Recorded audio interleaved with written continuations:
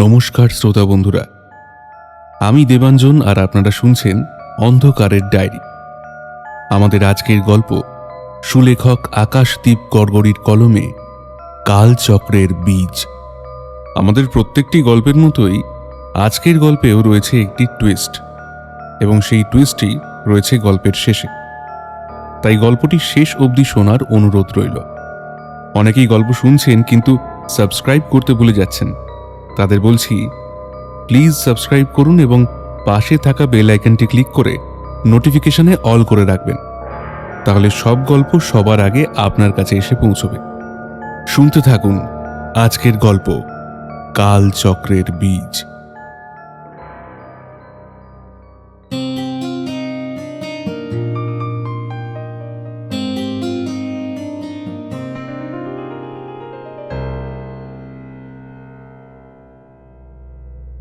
বন্দিশালার গারদের অন্ধকারে এক কোণায় সিঁধিয়ে চুপচাপ বসেছিল বসন্ত বসাক। শীতকাল বলে একটা রোঁয়া ওঠা ধূসর চাদর তাকে দেওয়া হয়েছে। তাতে অবশ্য শীতের কামড় উপেক্ষা করা যায় না ঠিকই, কিন্তু ওই নাই মামার চেয়ে কানা মামা ঢের ভালো। সেই ধূসর চাদরে শরীর ঢেকে বসন্ত জুলুজুলু চোখে চেয়েছিল গারদের দেওয়ালটার দিকে। ওই নোনা ধরা ক্ষয়িষ্ণু দেওয়ালটার দিকে তাকাতে বসন্তর বড্ড ভয় করে। কিছুদিন হলো এই নতুন উপসর্গটা দেখা দিয়েছে। সন্ধে হলেই অচেনা সব লম্বা লম্বা চেহারার ছায়ামূর্তিদের আনাগোনা সে দেখতে পায় দেওয়াল জুড়ে। তারা জলজলে চোখে এক দৃষ্টে তাকিয়ে থাকে বসন্তর দিকে। মুখে কোনো শব্দ করে না। কানের কাছে দিনরাত কয়েকটা অশরীরী কণ্ঠস্বরের ফিস ফিস শুনতে পায় সে। তারা যেন তাকে কিছু বলতে চায়, কিন্তু সেই অশরীরী ভাষা বসন্ত বুঝতে পারে না। তীব্র এক অব্যক্ত যন্ত্রণায় মাথার সমস্ত কোষ দপদপ করে ওর। রাতে ঠিক করে ঘুম হয় না তার। অস্পষ্ট কি সব দুঃস্বপ্ন দেখে সারা রাত আতঙ্কে সিঁটিয়ে গারদের এক কোণায় মরার মতো শুয়ে ভয় কাঁপতে থাকে বসন্ত। হাজার চেষ্টা করেও পুরনো কথা কিছুতেই মনে করতে পারে না বসন্ত। এ এক অসীম যন্ত্রণা বটে, যে যন্ত্রণার কথা ডাক্তার বা পুলিশ কেউই ঠিক বিশ্বাস করতে চায় না। তাদের চোখে বসন্ত একজন দাগী আসামি, খুনের দায়ে গারদবন্দি হয়ে সাজা খাটছে। সহজে সাজার হাত থেকে রেহাই পাওয়ার জন্য এগুলো যে কেবল বসন্তর সাজানো মোক্ষম অজুহাত, এমনটাই এখানের সকলের ধারণা। যতবার তাকে জেরা করা হয়, সন্তোষজনক কিছুই উত্তর দিতে পারে না বসন্ত, কারণ আজকাল যে পুরনো কথা আর কিছুই মনে পড়ে না তার। তবে বাকিরা বিশ্বাস না করলেও একজন তার কথা বিশ্বাস করেছিল বটে। সে হল বসন্তর পাশের গারদের বন্দী কুমুদ কর্মকার। তার মনটা বাকিদের থেকে একদম আলাদা। কুমুদের সাথে তাই সহজেই ভাব জমে উঠেছিল বসন্তর। তার সাথে রাত দিন গল্প করা ছাড়া আর বিশেষ কোনো কাজে বসন্তর কোনো আগ্রহ ছিল না। কুমুদ কর্মকার কবি হতে চেয়েছিল, কিন্তু ভবিতব্য তাকে কয়েদি বানিয়ে দিয়েছে। কুমুদের বক্তব্য সে নির্দোষ, জোর করে নাকি তাকে ফাঁসিয়ে দেওয়া হয়েছে। সেসব কথা সত্যিই নাকি মিথ্যে সেটা বসন্ত জানে না, জানতেও চায় না। সে কেবল এটুকু বোঝে কুমুদের মাথাটা বেশ পরিষ্কার। সারাদিন তার মাথায় একটাই ভাবনা চলতে থাকে, কিভাবে সকলের চোখ এড়িয়ে এই বন্দিদশা থেকে পালানো যায়।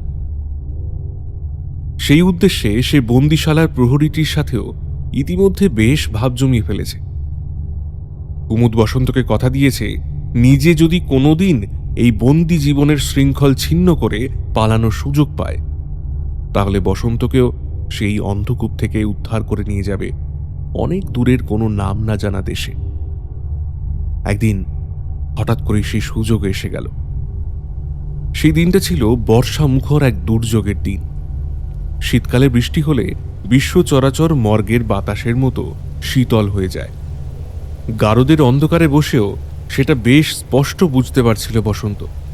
ওই পাতলা চাদরটা দিয়ে হাড় কাঁপানো ঠান্ডাকে বাগ বানানো যাচ্ছে না, বরং সেই ঠান্ডাই যেন তাকে ধীরে ধীরে কাবু করে ফেলতে চাইছে। যদি কেউ আজ তাকে এই শিক ঘেরা বরফ শীতল ঘর থেকে মুক্ত না করে, তাহলে হয়তো আজ রাতে সে সত্যি সত্যি মরেই যাবে। কিন্তু না, আজ বোধহয় বিধাতা তার ভাগ্যটা অন্য রঙের কালি দিয়ে লিখেছেন। সন্ধ্যের কিছু সময় পর যখন বাইরে ঝমঝম শব্দে বৃষ্টি নামল, ঠিক তখন বসন্ত শুনতে পেল খুট শব্দে তালা খোলার শব্দ। শব্দটা হলো তার ঠিক পাশের গারদেই। আর তারপরেই কাদের যেন পায়ের আওয়াজ ভেসে এলো তার কানে। একটা অস্পষ্ট ছায়ামূর্তি তার গারদের ওপারে এসে দাঁড়ালো। তারপর মৃদু কণ্ঠে ডাকল, এই বসন্ত, বসন্ত, আরে বাবা, বলি ঘুমালি নাকি? ওরে তাড়াতাড়ি ওঠ, উঠে পড়, আমাদের আমাদের আর ছুটি। গলার স্বরটা বসন্ত খুব ভালো করেছেন। এই অন্ধকার বন্দিদশার একমাত্র পরিচিত বন্ধুর গলা। কুমুদ কুমুদ তাকে গরাদের ওপার থেকে ডাকছে। সে কি ভুল শুনল? কুমুদ নিজের গারদ থেকে বেরোলো কিভাবে? নাকি সে ঘুমিয়ে ঘুমিয়ে স্বপ্ন দেখছে? কি রে বসন্ত, শুনতে পাচ্ছিস না? হ্যাঁ, চটপট উঠে চাদরটা গায়ে পেঁচিয়ে বেরিয়ে আয়। আর দেরি করা যাবে না, আমাদের এখনই পালাতে হবে। বেরিয়ে আয়। না, কোনো ভুল নেই, স্বপ্নও নয়। ওই তো স্বল্প বৈদ্যুতিক হলদে আলোয় বসন্ত স্পষ্ট দেখতে পাচ্ছে তার গারদের ওপারে শিক ধরে হাসি হাসি মুখে দাঁড়িয়ে কুমুদ তাকে হাতছানি দিয়ে ডাকছে। আধো অন্ধকারে তার চোখ দুটো ক্ষুধার্ত বাঘের চোখের মতো জলজল করছে। বসন্ত ঝটফট উঠে বসল। তারপর ফিস ফিস শব্দে জিজ্ঞেস করল, এ কি কুমুদ, তুই বেরোলি কিভাবে? এতদিন ধরে ছক কষে প্রহরীটাকে হাত করলাম কি আর এমনি এমনি? হ্যাঁ, পাক্কা খবর আছে, আজ এখানে খুব বেশি পাহারা থাকবে না। বড়বাবুর ছেলে হয়েছে তো। হ্যাঁ, তাই তাই সেই সকলে দল বেঁধে বড়বাবুর বাংলো বাড়িতে গেছে ফুর্তি করতে। মদ মাংস মেয়ে ছেলে সব ব্যবস্থা থাকবে, বুঝলে? যাকে সে খবরে আর আমাদের মতো ছোট লোকদের কাজ কি? আমাদের শুধু সকলের চোখে ধুলো দিয়ে এখান থেকে পালাতেই হবে আজ, এখনই। এখন অত কথা বলার সময় নেই রে বসন্ত, তাড়াতাড়ি উঠে বেরিয়ে আয়। আমাদের এখান থেকে যত তাড়াতাড়ি সম্ভব বেরোতেই হবে। আয় আয় আয়। বসন্ত শুনতে পেল চাবির ঝনঝন আওয়াজ। কুমুদ চাবি দিয়ে তার গারদের তালা খুলছে। মুক্তির আনন্দে বসন্তর বুকের রক্ত ছলকে উঠল। প্রায় দিন সাথে হতে চলল তার খিদে ঘুম সব উবে গিয়েছে। সমস্যাগুলো আজকাল আরও বেড়ে গেছে। দেওয়ালে সেই অদ্ভুত সব ছায়ামূর্তির ঘুরে বেড়ানো, কানের কাছে সারাক্ষণ অস্পষ্ট ভাষায় কাদের যেন ফিস ফিস আওয়াজ, চোখ বুঝলেই বিশ্রী সব দুঃস্বপ্ন, এসব তার মানসিক শান্তি দিন দিন আরো নষ্ট করে দিচ্ছে। এসবের সঙ্গে যোগ হয়েছে আরো একটা নতুন উপসর্গ। আজকাল মাঝরাতের দিকে বসন্ত একটা অদ্ভুত গন্ধ পায়, খুব কড়া একটা মাংস পচা ব্যবসা গন্ধ। সে জানে না ওই গন্ধের উৎস কি। বসন্তর গা গুলিয়ে ওঠে ঘেন্নায়। বাকিরা বিশ্বাস না করলেও কুমুদ তার কথা বিশ্বাস করেছিল। পাশের গারদের দেওয়ালে কান রেখে ও ভয়ার্ত গলায় বিকৃত স্বরে বলেছিল, বসন্ত, তুই এখন যে গারদে বন্দি, শুনেছি নাকি এই গারদের আশেপাশে আর অন্য কোনো কুঠুরি তখনও তৈরি হয়নি। বহু বছর আগের কথা, বুঝলি? পারতপক্ষে কোনো প্রহরী নাকি এদিকে ঘেঁষত না ভয়ে। ওই গারদে তোর আগে আরও একজনকে রাখা হয়েছিল, মানসিক বিকারগ্রস্ত এক অপরাধী। মানুষ মেরে তাদের মাংস কাঁচা কাঁচা চিবিয়ে খেত, তেষ্টা মেটানোর জন্য তাদের দেহের রক্ত পান করত। প্রহরীর মুখে শুনেছিলাম নিজের পরিবারের লোকেদের কুপিয়ে মেরে নাকি তাদের দেহ কাঁচা কাঁচায় চিবিয়ে খেয়ে নিয়েছিল। তারপর একদিন সে ধরা পড়ল। এই গারদের ভেতরেই সে আত্মহত্যা করেছিল, দাঁতে দিয়ে নিজের হাতের শিরা ছেড়ে। বাবা, কিন্তু কিন্তু বিশেষ কেউ এদিক পানে আসতো না বলে বিষয়টা প্রথমে জানাজানি হয়। দূর থেকে দেখে প্রহরীরা ভেবেছিল বোধহয় সে মটকা মেরে পড়ে আছে কিংবা অজ্ঞান হয়ে গেছে।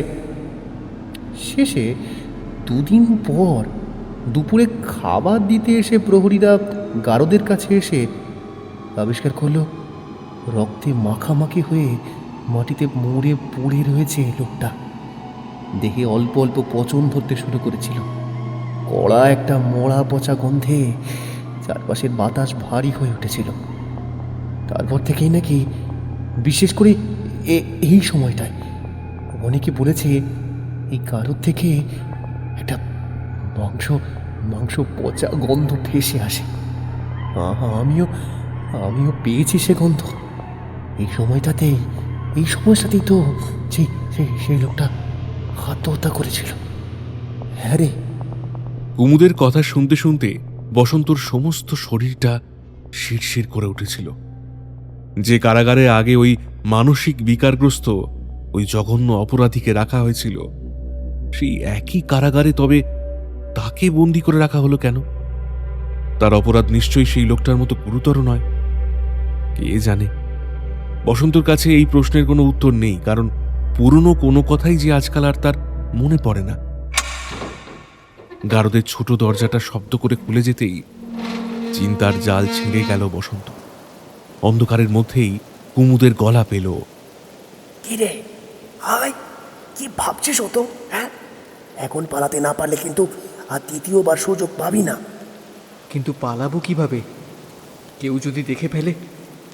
আমার যে খুব ভয় করছে রে কুমুদ। আরে ভয় পাস না ভাই, ভয় পাস না। কেউ দেখবে না, কেউ জানবে না। এমনি কি আর প্রহরীটাকে হাত করেছি? সে আমার গ্রামেরই লোক। এখন বিশেষ কেউ এখানে নেই। যারা ছিল তারা সবাই নেশার ঘোরে মরার মতো ঘুমোচ্ছে। প্রহরীটা ওদের খাবারে কড়া মাদক মিশিয়ে দিয়েছে। অকালের আগে কেউ আর উঠবে না। বসন্ত, এই কিন্তু সুযোগ। সবাই ফিরে আসার আগে যদি আমরা এখান থেকে বেরোতে না পারি, তাহলে কিন্তু ওরে আর কোনো দিন পালাতে পারবো না। রাস্তা সাফ। চলে আয় বসন্ত। মন শক্ত করে চাদরটা গায়ে ভালো করে পেঁচিয়ে নিল বসন্ত। আশঙ্কায় তার বুক ডিপ ডিপ করে কাঁপছে। বন্দিশালা থেকে পালানোর কথা চিন্তা করাটা যতটা সহজ, আসলে পালানোটা বোধহয় তার থেকেও বেশি কঠিন। কুমুদ তাকে আবার হাতছানি দিয়ে ডাকল। বসন্ত ধীরে ধীরে বেরিয়ে এলো তার গারদের বাইরে। গারদের বাইরে বেরিয়েই আঁতকে উঠল বসন্ত। ও কি, পায়ের কাছে পড়ে রয়েছে একটা মানুষের দেহ। অন্ধকারে মুখ না দেখতে পেলেও সেই দেহে প্রহরীর পোশাকটা চিনতে পারল। কারাগারের সামনে যে লোকটা বন্দুক নিয়ে পাহারা দিত, যার সাথে কুমুদ হাত মিলিয়ে বসন্তকে গারদ থেকে বার করেছে, এ তো সেই লোকটা। মৃতদেহটা দেখেই বোঝা যাচ্ছে তার প্রাণ পাখি কিছুক্ষণ আগেই দেহ ছেড়ে উড়ে গেছে। এ কি কুমুদ? এ তো সেই প্রহরী লোকটা। এ মরলো কিভাবে?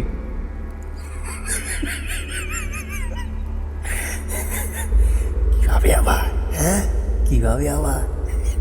কারাগার থেকে বেরিয়ে এই 2 শক্ত হাতে পেঁচিয়ে লোকটার ঘাড় মোটকে দিয়েছি। হ্যাঁ, কিন্তু কেন?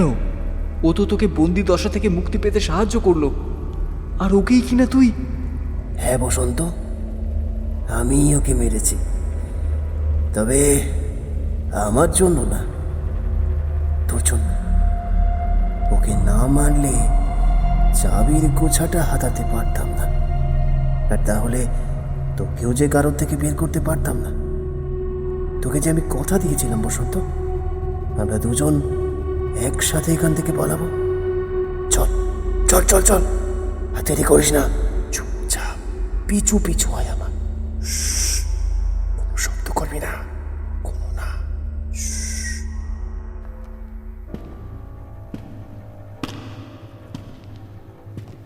কুমুদের পিছু পিছু বন্দিশালার পেছনের লম্বা বারান্দাটা ধরে অনেকটা হেঁটে গেল বসন্ত। ওর বুকের ভেতরটা কি একটা অজানা অস্বস্তিতে ধুকপুক করছে। মনে হচ্ছে অদৃশ্য কোনো চোখ জোড়া বুঝি এক টানা নজর রেখে চলেছে ওদের উপর। একসাথে বেশ কয়েকটা লোকের নাক ডাকার আওয়াজ কানে এলো বসন্ত।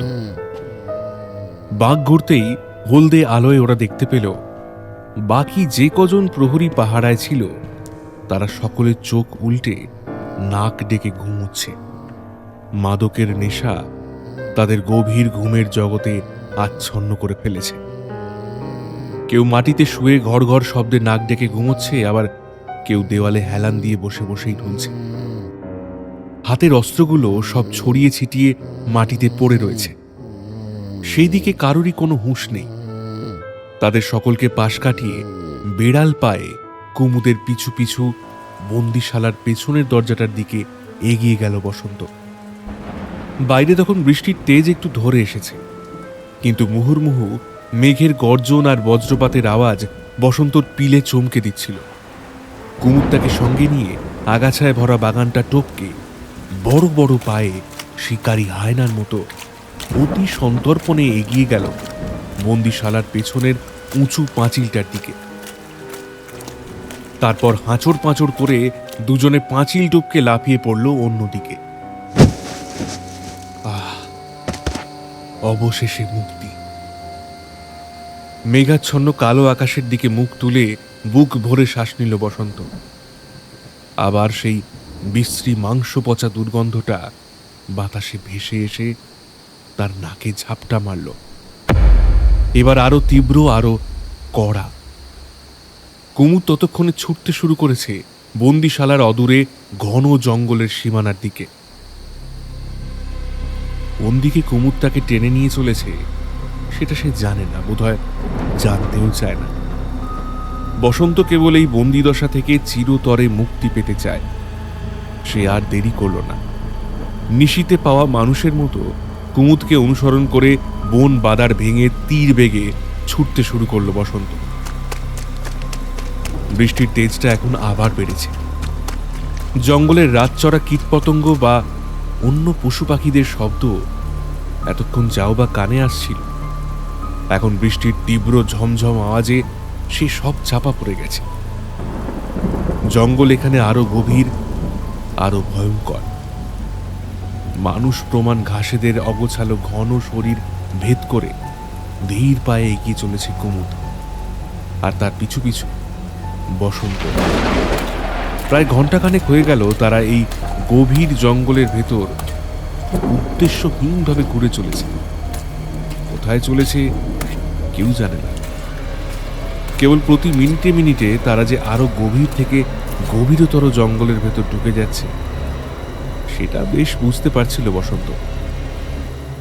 বন্দিশালার পেছনেই যে এমন একটা গভীর জঙ্গল রয়েছে সেটা বসন্তর জানা ছিল না। মাঝে মাঝে তার চোখে পড়ছে ঝোপের আড়ালে জোনাকির মতো জ্বলন্ত কয়েক জোড়া হিংস্র জান্তব চোখ। কুয়াশার একটা গাঢ় মেঘ তাদের সামনের দৃশ্যপট আড়াল করে রেখেছে। এই জঙ্গলে যে কত রকমের বন্য জন্তু রয়েছে বসন্ত জানে না। সে যখন বন্দিশালার অন্ধকারে দিন কাটাচ্ছিল, মাঝে মাঝে গভীর রাতের দিকে তার কানে ভেসে আসত বন্য প্রাণীর চিৎকার, শেয়ালের হুক্কা হওয়া রব। মনের ভুল ভেবে এতদিন সেসব গ্রাহ্য করেনি সে, কিন্তু আজ বসন্তর মনে দানা বাঁধছে জমাট ভয়ের আস্তরণ। কি জানি এই গভীর জঙ্গলের অন্ধকারে শেষমেশ বন্য প্রাণীদের হাতেই প্রাণটা খোয়াতে হবে না তো? তবে না, সেরকম কিছু অবশ্য ঘটল না। জ্বলন্ত চোখগুলো এক টানা তাকিয়ে থাকলেও কেউ তাদের আক্রমণ করতে ছুটে এলো না। কেবল জান্তব একটা কড়া গন্ধ বসন্তর নাকে ধাক্কা মেরে যেতে লাগলো। কুমুদও বোধহয় গন্ধটা পেয়েছে। সে হঠাৎ দাঁড়িয়ে পড়ে কয়েকবার বাতাস শুঁকে সন্দিগ্ধ গলায় বলল,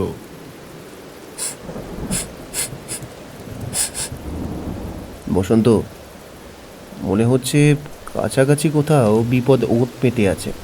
এটা বাঘের গায়ের গন্ধ।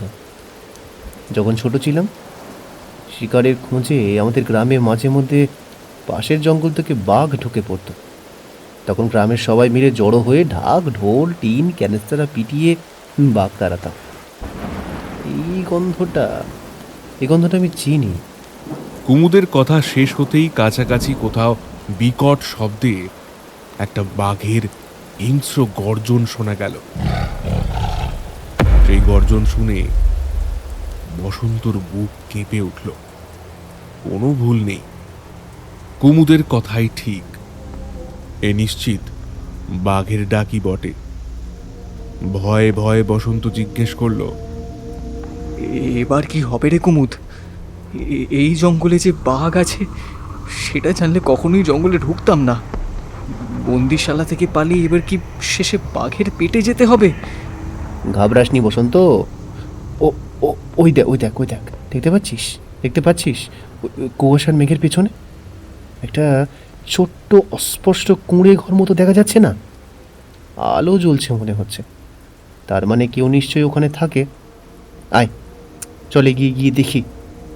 যদি রাতটা কোনো মতে কাটাতে পারি তাহলে সকালে আবার বেরিয়ে পড়ব। কিন্তু কুমুদ, আমরা যে পালিয়েছি সেটা বুঝতে পারলে তো প্রহরীরা জঙ্গলে নিশ্চয়ই আমাদের খুঁজতে আসবে। ওই আস্তানায় গেলে যদি আমরা আবার তাদের হাতে ধরা পড়ে যাই? আরে বাবা, এই দুর্যোগের রাতে ঘন জঙ্গলের ভেতর ওরা সহসা রাতের বেলায় ঢুকতে সাহস পাবে না। বাঘের উৎপাত আছে, প্রাণের ভয় তো ওদেরও আছে নাকি? হ্যাঁ, কাল বেলা না বাড়লে মনে হয় না কেউ আমাদের জঙ্গলে খুঁজতে আসবে। তার আগেই আমরা আস্তানা ছেড়ে বেরিয়ে পড়ব, ভোরের আলো ফুটতে না ফুটতে। ভয় নেই। জঙ্গল কাঁপিয়ে আবার সেই বিকট বাঘের গর্জন ভেসে এলো। এবার আরো কাছাকাছি। কুমুদের গলা শুনে মনে হলো এবার বোধহয় সেও একটু ভয় পেয়েছে। বসন্তর হাত টেনে বলল, চলে আয় বসন্ত, চলে আয়।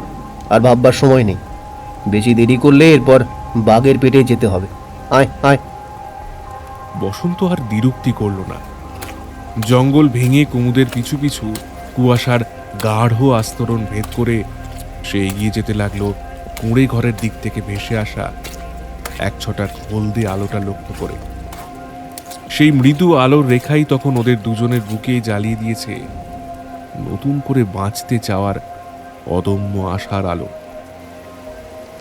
জঙ্গলের মাঝে এক চিলতে সমতল জমির ওপর অন্ধকারে মাথা তুলে ভূতের মতো দাঁড়িয়ে আছে ওগলা পাতায় ছাওয়া একটা ছোট কুঁড়ে ঘর।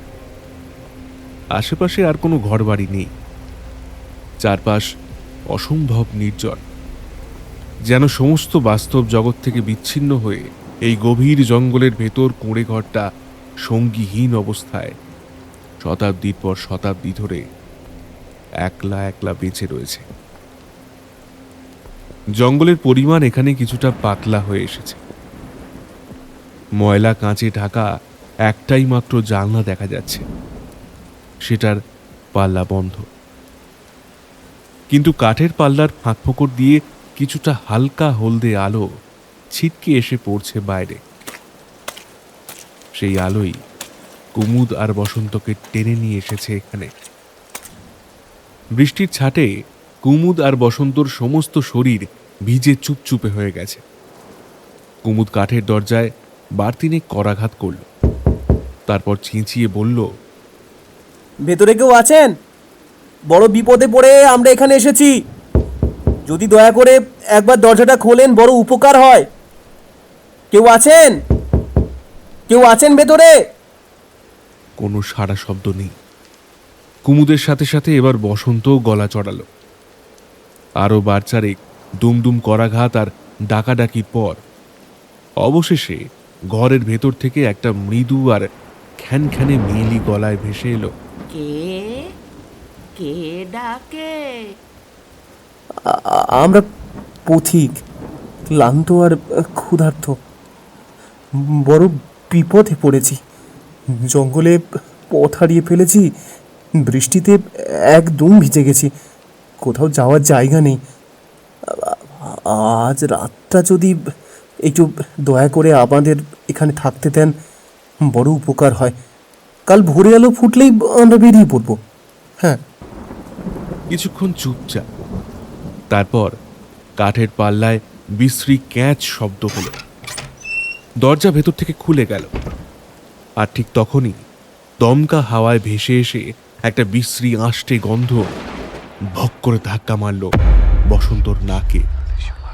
সে শুনতে পেল তার কানের কাছে কাদের যেন অশরীরী কণ্ঠস্বর ফিসফিসিয়ে কি সব বলছে, আর চাপা স্বরে খিলখিল শব্দে হাসছে। বসন্তর সমস্ত শরীরে কাঁটা দিয়ে উঠল। দরজার পেছন থেকে মুখ বাড়িয়েছে এক হাড় জিরজিরে অশীতিপর শীর্ণকায় বৃদ্ধা, স্থানীয় আদিবাসীদের মতো চেহারা। বয়সের ভারে শরীর কিছুটা নুচ্ছ হয়ে পড়েছে। তার পরনে শতচ্ছিন্ন একটা ময়লা ঘিয়ে রঙের শাড়ি, মাথায় শুভ্র কেশের জটা কাঁধ পর্যন্ত নেমে এসেছে, মুখে অসংখ্য বলিরেখা, কপালে একটা কালো রঙের বড় টিপ। বৃদ্ধার চামড়া এতটাই কুঁচকে গেছে যেন দেখে মনে হচ্ছে তার শরীরে রক্ত মাংসের চিহ্ন মাত্র নেই। কেবল কঙ্কালসার দেহটার উপর যেন আঠা দিয়ে চামড়ার স্তর জুড়ে দেওয়া হয়েছে। আঙুলগুলো সাপের মতো লিকলিকে, গায়ের চামড়া মাটি মাটি রঙের। এক মুহূর্তের জন্য দেখলে মনে হয় বুঝি একটা জীবন্ত লাশ। কেবল বৃদ্ধার মুখমণ্ডলের ওই কুতকুতে উজ্জ্বল চোখজোড়া যেন অন্য গল্প বলতে চাইছে। সেই চোখজোড়ায় ছলকে পড়ছে কৌতূহল আর জিজ্ঞাসা মেশানো অদ্ভুত এক দৃষ্টি, যেন সেই অন্তর্ভেদী চোখজোড়া দিয়েই সে আগন্তুক দুজনের মনের ভেতরটা পর্যন্ত পড়ে ফেলতে পারছে। চুপিসারে জানতে পেরে যাচ্ছে তাদের সমস্ত অতীতের কার্যকলাপ। কুমুদ আর বসন্তকে ভালো করে আগা পাশতলা মেপে বৃদ্ধা বলল, তোমাদের দেখা তো ভদ্রলোকের ছেলে বইলেই মনে হচ্ছে।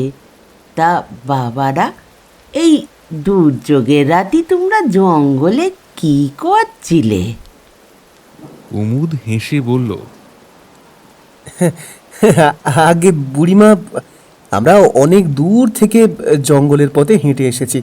জঙ্গলে পথ হারিয়ে ফেলেছিলাম, আজ রাতটুকুর মতো একটু আশ্রয় চাইছি। ও, তা বাবারা, তোমরা তো পাইলেইছ মনে হচ্ছে, কিন্তু যার ডাকি এখানে আইছ সে তো এখানেই রয়েছে বহু বছর ধরে। আইসো, ভিতরে আইসা বসো। তোমাদের মুখ দেইকা বুঝতে পারছি বড় বিপাকে পড়িছ। এই গরিবের কুটিরে এক রাতির কাটাইতে আশা করি তোমাদের কোনো সমস্যা হবে নি। কুমুদ আর বসন্ত কুঁড়ে ঘরের ভেতরে ঢুকে পড়ল। বসন্তর ভ্রু কুঁচকে গেল। এই কুটিরে সে আগে কোনোদিন এসেছে কি কি জানি, হঠাৎ সবকিছু বড্ড চেনা চেনা মনে হলো তার।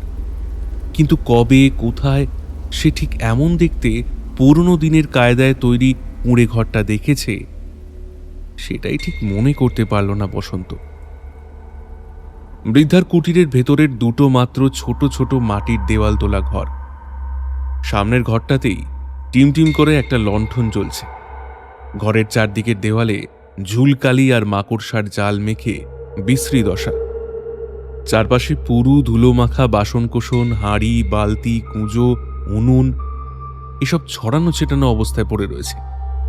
বড্ড নোংরা ঘর, সমস্ত ঘরে ভেসে বেড়াচ্ছে একটা ভ্যাপসা আষ্টে গন্ধ। একদিকে ডাঁই করা রয়েছে ময়লা কিছু পোশাক। একটা মাত্র ঘুণে ধরা ছোট চৌকি ছাড়া ঘরে আর বিশেষ কোনো আসবাব নেই। কেবল ঘরের এক কোণায় একটা বেশ বড় কাঁচের গোলক বসন্তর চোখে পড়ল। আশেপাশের বাকি সব জিনিসপত্রের মধ্যে একমাত্র ওই গোলকটাই যা একটু পরিষ্কার পরিচ্ছন্ন করে রাখা হয়েছে। বৃদ্ধা তাদের জন্য একটা শতচ্ছিন্ন ময়লা গামছা এনে দিল। সেই গামছা দিয়ে গা মুছতে মুছতে বসন্ত দেখল বৃদ্ধা শ্যাত করে পেছনের অন্ধকার ঘরের ভেতর সেঁধিয়ে গেল। তবে ফিরে এলো কিছুক্ষণের মধ্যেই, হাতে ধরা দুটো লুঙ্গি আর ফতুয়া। সামান্য ময়লা হলেও একেবারে ছেঁড়া খোঁড়া নয়। বৃদ্ধা হেসে বলল, আমার মরদের পোশাক। মরদটা জঙ্গলে গিয়েছিল কাঠ কাটতি, শেষে বাঘের পেটি গেল। সেই থেকে আমি এগুলান যত্ন কইরা রাইখা দিছি। তোমরা এই পোশাক পরতে পারো। কুমুদ আর বসন্ত ভিজে পোশাক ছেড়ে সেই বৃদ্ধার মৃত স্বামীর পুরনো পোশাক পরে নিল। বৃদ্ধা আবার ঢুকে গেল পাশের অন্ধকার ঘরে। বেরিয়ে এলো মিনিট 5 পরেই। হাতে দুটো বড় বাটিতে মুড়ি, বাতাসা আর গুড়। বলল, গরিবের ঘরে এর থেকে আর কিছু বেশি নেই গো বাবারা। খুব খিদে পেয়েছিল দুই বন্ধুর। সেই খাবারই তখন তাদের কাছে অমৃতের সমান বলে মনে হলো। তারা গোগ্রাসে সেই খাবার উদরস্থ করে কুঁজোর ঠান্ডা জল গড়িয়ে খেল। বাইরে তখন বৃষ্টির তেজ আরও বেড়েছে। ঝোড়ো বাতাসে ঘরের জানলা দরজা এমন খটখট শব্দে কাঁপতে লেগেছে, মনে হচ্ছে কোনো শক্তিশালী দানব বুঝি এখনই ধাক্কা মেরে দরজা ভেঙে ঘরের ভেতর ঢুকে পড়বে। কুমুদ আর বসন্ত চৌকির ওপর বসল। বৃদ্ধা হঠাৎ বসন্তর কাছে এসে তার মুখের ওপর ঝুঁকে পড়ে কিছুক্ষণ কি যেন দেখল। তারপর অল্প হেসে বলল, তোমার মুখটা না, মুখটা বড্ড চিনা চিনা ঠেকে। কোথায় যে দেখেছি ঠিক মনে করতে পারিনে। বয়স হয়েছে তো, আজকাল আর কিছুই মনে থাকে না। বসন্ত আমতা আমতা করে জিজ্ঞেস করল, আপনি কি এখানে একাই থাকেন বুড়িমা? হ্যাঁ বাবা, তবে মাঝে মাঝে তেনারা আসেন। তেনাদের সাথে গল্প করি সময়টা কাটাই। তিনারা মানে কারা? কুমুদের ভ্রু কুঁচকে গেল। তেনারা মানে তেনারা, যাদের খালি চোখই দেখা যায় না, যারা রাত্রির বেলা বেরোয়, সারা জঙ্গলময় ঘুরি ঘুরি বেড়ায়। বসন্তর মুখটা কেমন ফ্যাকাশে হয়ে গেল। কুমুদ তার দিকে আর চোখে তাকিয়ে ভয় পেতে বারণ করে বৃদ্ধাকে জিজ্ঞেস করল, আপনি কি ভূতের কথা বলছেন বুড়িমা? হ্যাঁ বাবারা, তবে ও নামটি নিও না। কানাকে কানা, খোড়াকে খোড়া বললি যেমন রেগে যায় তারা, তিনাদের অশরীরী বা ভূত বললে তিনারা মোটেই সন্তুষ্ট হয় না। রেগে গেলি তিনারা খুব ভয়ঙ্কর হয়ে যান।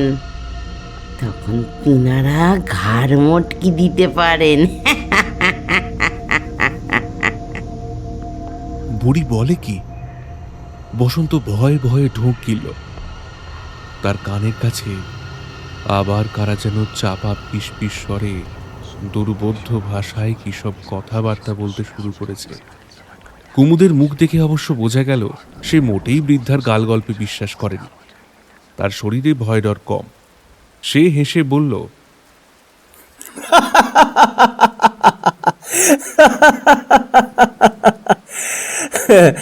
আমি ওসব ভূত প্রেতে বিশ্বাস করি না বুড়িমা।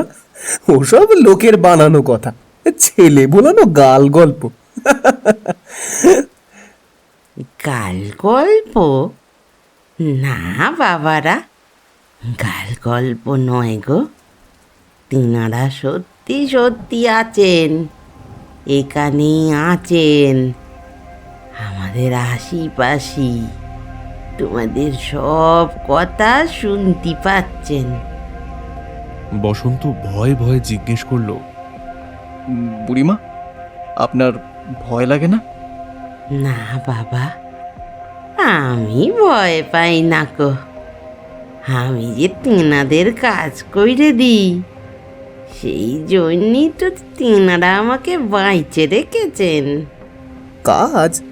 কি কাজ? কুমুদের গলায় ঝরে পড়ল বিস্ময় মাখা প্রশ্ন।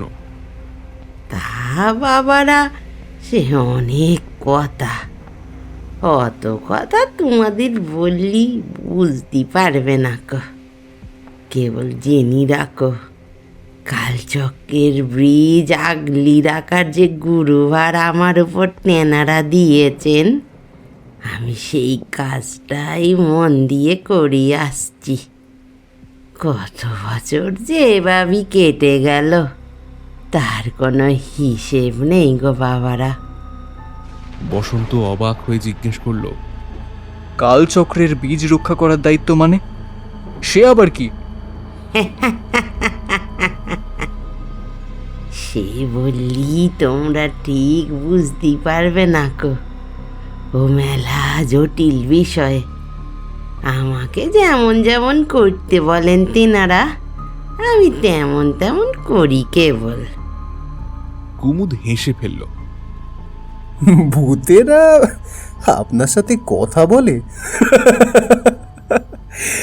বলেন কি বুড়িমা? হ্যাঁ, হ্যাঁ বাবারা, হাসির কথা নয় গো, হাসির কথা নয়, সত্যি সত্যি তেনারা আমার সাথে কথা বলেন। কিভাবে কিভাবে কিভাবে? ওই যে ওই গোলকটা দিয়ে, ওই গোলক কোনো সাধারণ গোলক নয় গো বাবারা, ও হলো গিয়ে জাদু গোলক। ওই গোলক আমার এক বুড়ো যা দিয়েছিল অনেক বছর আগে। ওই গোলক দিয়ে আমি তেনাদের সাথে যোগাযোগ করতে পারি, ভবিষ্যৎ কয়ে দিতে পারি।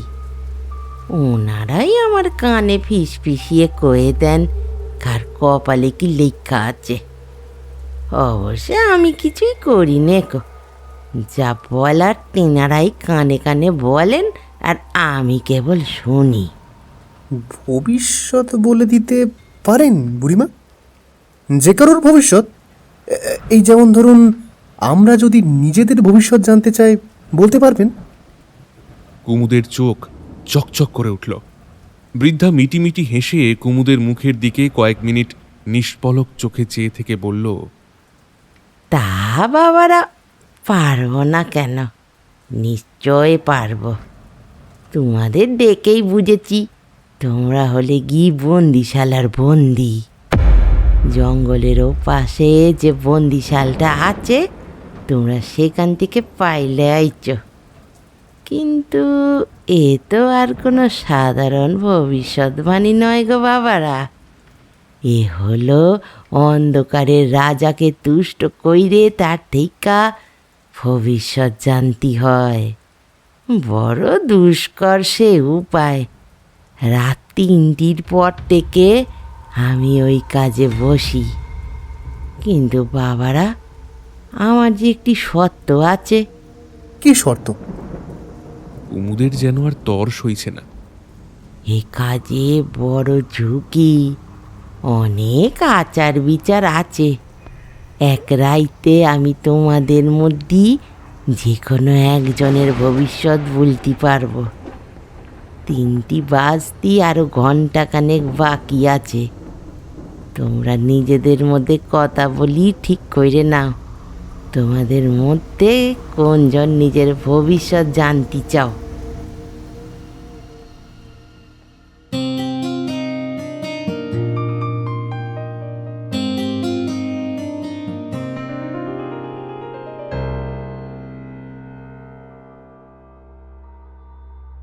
কি গল্প তো শুনছেন, তবে শুনতে শুনতে গল্পটি যদি ভালো লাগে তাহলে একটি লাইক করবেন, শেয়ার করবেন ও হাইপ বাটনটি ক্লিক করে আরও শ্রোতা বন্ধুদের কাছে পৌঁছে দেবেন। আমাদেরকে ফেসবুক ও ইনস্টাগ্রামে ফলো করতে ভুলবেন না, লিংক রইল ডেসক্রিপশন বক্সে। আসুন শুনে নিই গল্পের বাকি অংশ।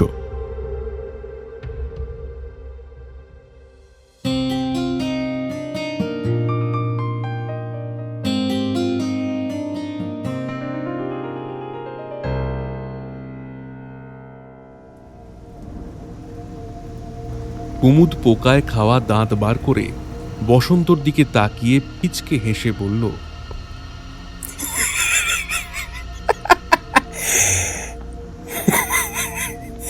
বসন্ত, তুই তো বলিস তোর নাকি পুরনো কথা কিছুই মনে নেই, তো যার অতীত মনে নেই সে আবার ভবিষ্যৎ জেনে কি করবে?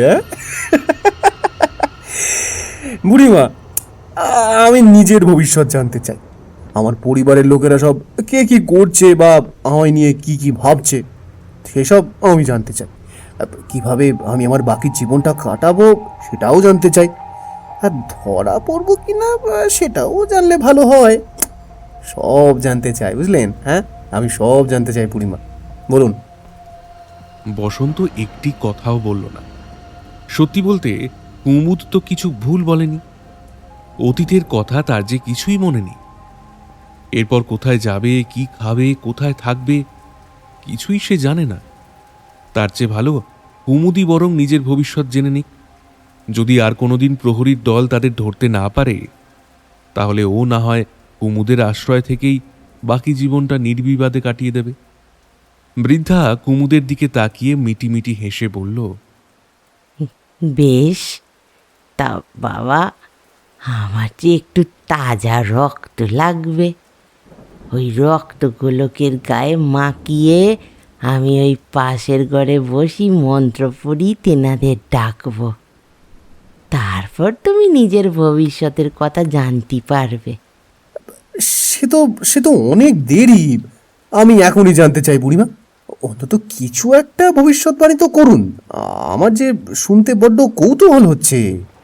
ঠিক আছে, ঠিক আছে, এত করি বলছি যখন, দেখি একবার চেষ্টা করি।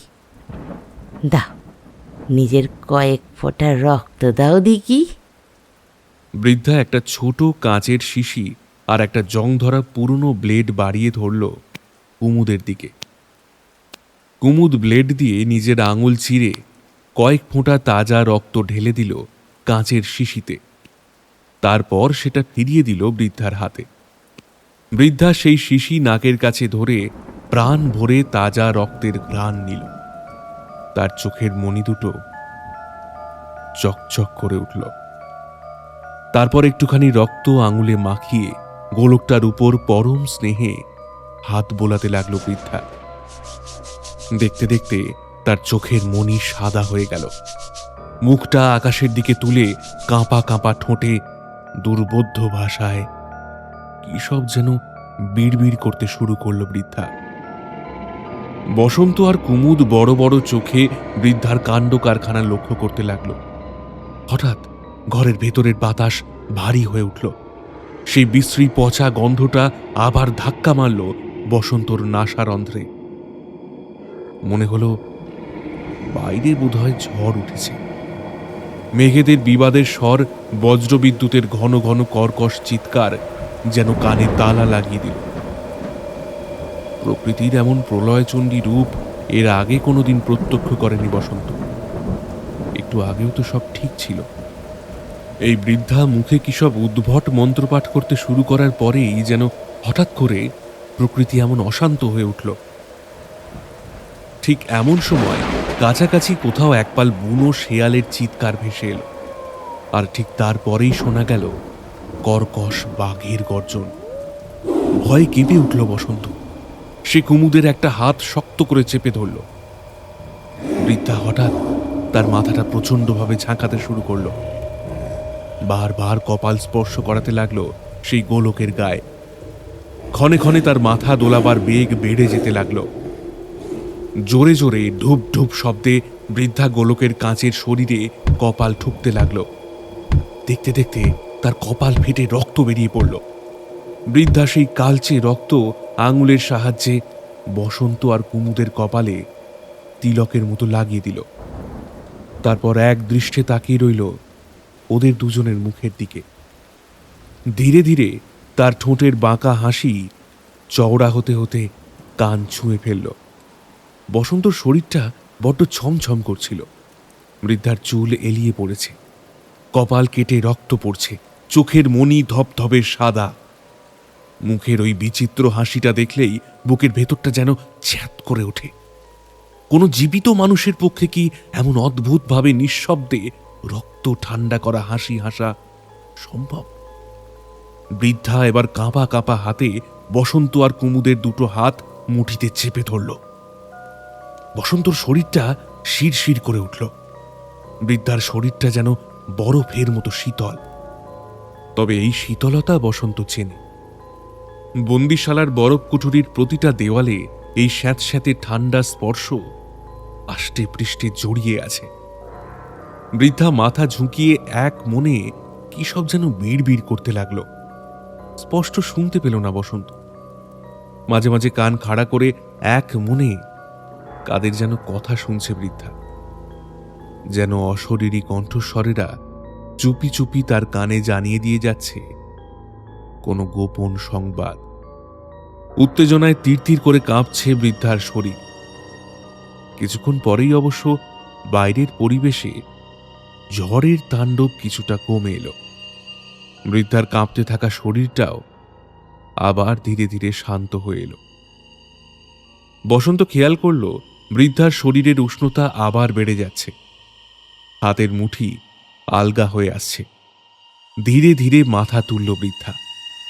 তার মুখ আর চোখের মণি আবার আগের মতোই স্বাভাবিক হয়ে উঠেছে। চোখ খুলে সে বলল, বাবারা, আমি তোমাদের ভবিষ্যৎ জানতে পেরেছি। খুবই খারাপ খবর। কিরকম খারাপ খবর বুড়িমা? কুমুদের গলায় ঝরে পড়ল অদম্য কৌতূহল। কি দেখলেন আপনি? আমি দেখলাম তোমাদের মধ্যেই একজন কালকের ভোর আর দেখতে পাবেনি। ঠান্ডা স্বরে জবাব দিল বৃদ্ধা। বৃদ্ধার কথা শুনে বসন্ত আর কুমুদ ভীষণ চমকে উঠল। কুমুদ কাঁপা কাঁপা গলায় জিজ্ঞেস করল, আমাদের মধ্যে একজন? কে বুড়িমা? আমি নাকি ও? হ্যাঁ, সব কথা তো একেবারেই জানতে পারা যায় না গো বাবারা। আমি কেবল সেটুকুই জানতে পারি যা তিনারা আমার কানে কানে কয়ে দেন। তবে হ্যাঁ, তুমি যা জানতে চাইছো তার জন্যই অপেক্ষা করতে হবে। সঠিক সময়ের অপেক্ষা। রাত গভীর না হলে আমি আর কোনো ভবিষ্যৎ বলতে পারবো না গো বাবারা। কথাটা শুনে কুমুদ একটু মুষড়ে পড়ল। হতাশ হয়েছে বসন্ত নিজেও, কিন্তু কৌতূহলের সাথে সাথে এবার তার বুকে বাসা বাঁধছে অজানা এক আতঙ্ক। বুড়িমার কথা অনুযায়ী তাদের দুজনের মধ্যে যে কোনো একজন আজ রাতেই মারা যাবে। কিন্তু কে? সে নাকি কুমুদ? কিভাবে মারা যাবে? বৃদ্ধা যা যা বলল সব কি আদৌ সত্যি নাকি মিথ্যে ভরং? এসবের কোনো উত্তর নেই বসন্তর কাছে। রাত গভীর না হলে বোধহয় সেটা আর জানা যাবে না। শিশি আর কাঁচের গোলকটা সঙ্গে নিয়ে বৃদ্ধা এরপর ধীর পায়ে চলে গেল পেছনের অন্ধকার ঘরটার দিকে। যাওয়ার আগে হেসে বলে গেল, বাবারা, তোমরা ক্লান্ত, একটু গড়িয়ে নাও। বাবা কুমুদ, তুমি তো ভবিষ্যৎ নিয়ে প্রশ্ন করেছ, তাই তোমারই আগে সব জানাবো। সময় মতো ঠিক জানাবো। আমি তোমাকে ঠিক ডাইকা নিয়ে যাবো। পথশ্রমের ক্লান্তিতে চৌকির একপাশে শুয়ে ঘুমে সামান্য চোখ জড়িয়ে এসেছিল বসন্ত। ঘুমিয়ে ঘুমিয়ে একটা অদ্ভুত স্বপ্ন দেখল সে। বসন্ত দাঁড়িয়ে আছে জঙ্গলের মাঝে ফাঁকা একটা জমিতে। চারপাশে মাথা তুলে দাঁড়িয়ে আছে উঁচু উঁচু গাছেদের সারি। কিন্তু অদ্ভুত ব্যাপার, প্রতিটা গাছের চেহারা যেন ঠিক গাছেদের মতো নয়। কাণ্ডের বাকলের জায়গায় লেপ্টে রয়েছে কোঁচকানো মানুষের চামড়া। ছোট ছোট রোমকূপ খালি চোখেও বেশ স্পষ্ট দেখা যাচ্ছে।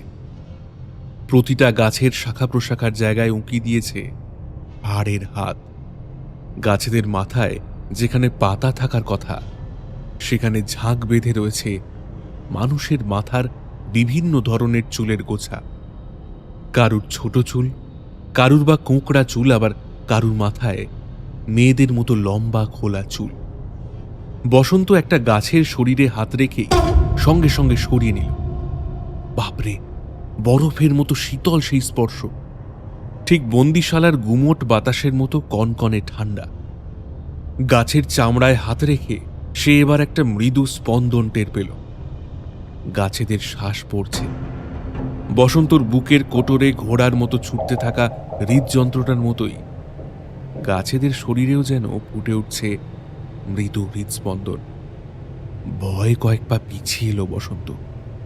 বড় বড় চোখ মেলে দেখল গাছগুলো ততক্ষণে ধীরে ধীরে এগিয়ে এসে তাকে চারপাশ থেকে দুর্ভেদ্য এক চক্রব্যূহের মধ্যে আবদ্ধ করে ফেলেছে। প্রতিটা গাছের শিকড় মানুষের আঙুলের মতো জড়াজড়ি করে ঢুকে গেছে মাটির অনেক গভীরে।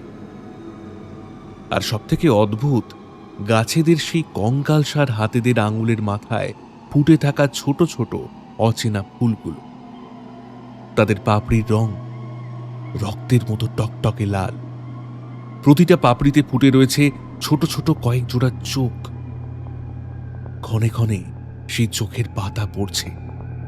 অগুন্তি সেই সব চোখে ঝরে পড়ছে বিতৃষ্ণার দৃষ্টি, যেন বসন্তর মনের ভেতরটা পর্যন্ত পড়ে ফেলতে পারছে। সেই সব ফুল ধীরে ধীরে সম্পূর্ণ প্রস্ফুটিত হয়ে নতুন আকার নিতে শুরু করল, ফলের আকার। কিন্তু কি আশ্চর্য, সেই সব ফলের গড়ন মোটেই সাধারণ কোনো ফলের মতো নয়, বরং অনেকটা মানুষের মুখের মতো আকৃতির ফল। একে একে প্রতিটা ফলের কলসে ফুটে উঠতে লাগলো রক্ত মাংসের চামড়া। সেই চামড়া ফুঁড়ে উদয় হলো লোমকূপ, কপাল, চোখ, নাক, মুখ, ঠোঁট, দাঁত, জিভ, থুতনি, গাল, কান এবং চুল। দেখতে দেখতে সেই অদ্ভুত ফলগুলো এক একটা সম্পূর্ণ রক্ত মাংসের মানুষের মুখের রূপ নিল। বিস্ফারিত চোখে বসন্ত দেখল প্রতিটা গাছের নিচে খোঁড়া রয়েছে এক মানুষ সমান দীর্ঘ এক একটা গর্ত। প্রতিটা গর্তে শুয়ে রয়েছে একটা করে মৃতদেহ। তাদের মাটি মাখা শরীর পচে গলে বীভৎস আকার নিয়েছে। মাংসভুক পোকারা তাদের অঙ্গ প্রত্যঙ্গ খুঁটে খুঁটে খেয়েছে। চোখ মুখ ঠিকভাবে বোঝা যাচ্ছে না। শরীরের বেশিরভাগ মাংস দেহ থেকে খসে গিয়ে নরকঙ্কালের হাড় বেরিয়ে পড়েছে। বিশ্রী একটা মাংস পচা গন্ধে বসন্তর দম বন্ধ হয়ে এলো। হঠাৎ সেই সব ফলের আকৃতির মানুষের মুখগুলো দাঁত বের করে বিশ্রী খলখল শব্দে হাসতে শুরু করলো। বসন্তর ভয়ার্ত মুখটা দেখে যেন তাদের হাসি আর থামতেই চায়। গর্তে শুয়ে থাকা সেই সব পচা গলা মৃতদেহগুলোর দেহেও এবার মৃদু কম্পন দেখা দিল। তারা আবার বেঁচে উঠছে। সমস্ত জঙ্গলে সেই বিকট হাসির শব্দ ধাক্কা খেয়ে প্রতিধ্বনির মতো ফিরে এলো বসন্তর কানে। বসন্তর মাথার ভেতরটা ওলট পালট হয়ে গেল। সেই অপার্থিব হাসির শব্দ যেন সোজা এসে তীরের মতো বিঁধছে তার মাথার কোষে। বসন্তর মাথার ভেতরটা প্রচন্ড যন্ত্রণায় ছিঁড়ে যেতে লাগলো।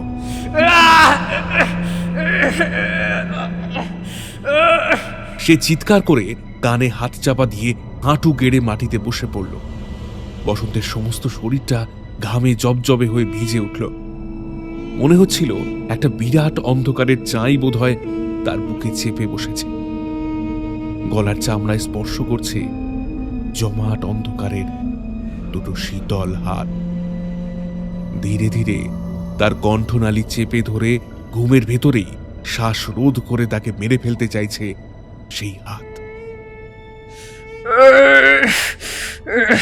মুখে বিশ্রী গোঁ গোঁ আর্তনাদ করতে করতে ঘুম ভেঙে ধড়বড়িয়ে বিছানায় উঠে বসল বসন্ত। তার বুকটা উত্তেজনায় দ্রুত ওঠানামা করছে। বুকের ওপর ওটা কি চেপে বসেছিল কে জানে।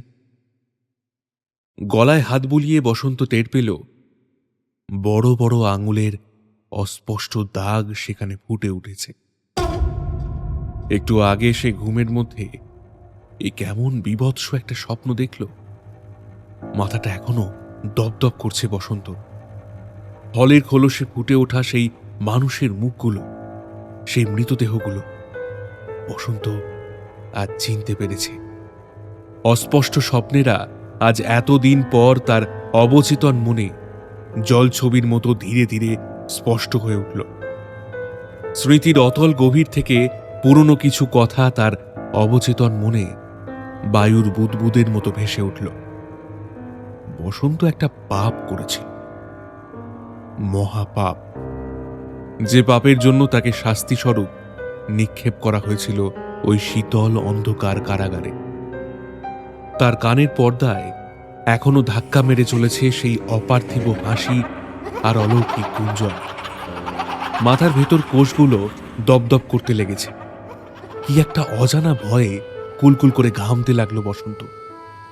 ঘরের মধ্যে নিশ্ছিদ্র অন্ধকার, বাইরের পরিবেশও এখন বেশ শান্ত। মনে হয় বৃষ্টিটা এখন একটু ধরেছে। কাছাকাছি কোথাও একপাল শেয়ালের চিৎকার তার কানে ভেসে এলো। সে এখন কোথায় আর রাত এখন ঠিক কত, প্রথমে বসন্ত ঠিক ঠাউর করতে পারল না। ধীরে ধীরে বৃদ্ধার কথা মনে পড়ল তার। কুমুদের কথা মনে পড়তেই সে অন্ধকারে চৌকির পাশে হাতড়াতে শুরু করল। না, কুমুদ নেই। অথচ ঘণ্টাখানেক আগেই কিন্তু তারা পাশাপাশি শুয়েছিল এই চৌকিতেই। তবে কুমুদ কোথায় গেল? চৌকি থেকে নেমে পড়ল বসন্ত। তার নাকে ভেসে আসছে ধূপধুনোর কড়া একটা গন্ধ। পেছনের ছোট ঘরটার দরজা বোধ হয় ভেজানো। দরজার আড়াল থেকেই এক ছটাক হলদে আলোর রেখা এসে পড়েছে বাইরে। নিশ্চয়ই ওই ঘরের ভেতর কেউ আছে। তবে কি বুড়িমা নিভৃতে ডেকে নিয়ে গিয়ে কুমুদের ভবিষ্যৎ বলে দিচ্ছে? বসন্তর খুব কৌতূহল হল। সে দুরু দুরু বুকে এগিয়ে এসে দরজা সামান্য ফাঁক করে ভেতরে চোখ দিল। তার বুকের ভেতরটা ধড়াস করে উঠল। ঘরের ভেতর নিভু নিভু লণ্ঠনের আলোয় দেখা যাচ্ছে দেওয়ালে আঁকা রয়েছে লাল কালো রঙের বীভৎস সব মুখ। মানুষের মুখ। অদ্ভুত তাদের মুখের অভিব্যক্তি। সকলেই যেন ভয় পেয়ে নিঃশব্দে চিৎকার করছে। শিউরে উঠল বসন্ত। তার চোখে পড়ল ঘরের মাটিতে আঁকা একটা বড় তারার মতো চিহ্ন। পেটের কাছে একটা গোলাকার চক্রের চারদিকে আঁকা রয়েছে অদ্ভুত সব চিহ্ন আর ছবি। তবে সেসব আঁকা হয়েছে তাজা রক্ত দিয়ে। চক্রের মাঝামাঝি একটা ছোট কাঠের টুলের ওপর বসানো রয়েছে সেই কাঁচের গোলকটা। সেটাও রক্তে মাখামাখি। চারপাশে ছড়িয়ে ছিটিয়ে রাখা ধূপধুনো আর কয়েকটা রক্ত মাখা ছেঁড়া কাপড়ের টুকরো। যেন এখানে কেউ এতক্ষণ গোপনে কোনো অজানা তন্ত্রক্রিয়ায় লিপ্ত ছিল। বসন্তর চোখে পড়ল গোলকটার পেছনেই মাথা তুলে দাঁড়িয়ে আছে একটা বেশ বড় অদ্ভুত গড়নের মূর্তি। মানুষের মতো তার শরীর, কিন্তু কিন্তু মাথাটা একটা কাকের। বড় বড় লালচে চোখে সে তাকিয়ে আছে বসন্তর দিকে। মূর্তির চোখের ভাষা কি কখনো এমন জীবন্ত হয়? বাঁদিকে মাথাটা ঘোরাতেই বসন্তর শরীরে একবার কাঁটা দিয়ে উঠল। গোলকের থেকে হাত কয়েক ব্যবধানে হাত পা ছড়িয়ে পড়ে রয়েছে একটা মানুষের শরীর। প্রাণ পাখি যে ইতিমধ্যেই তার শরীর ছেড়ে গেছে সেটা বলার অপেক্ষা রাখে না। মৃতদেহের পরনে একটা সুতোও নেই। মুখ যন্ত্রণায় বেঁকে গেছে, চোখ বড় বড় করে খোলা।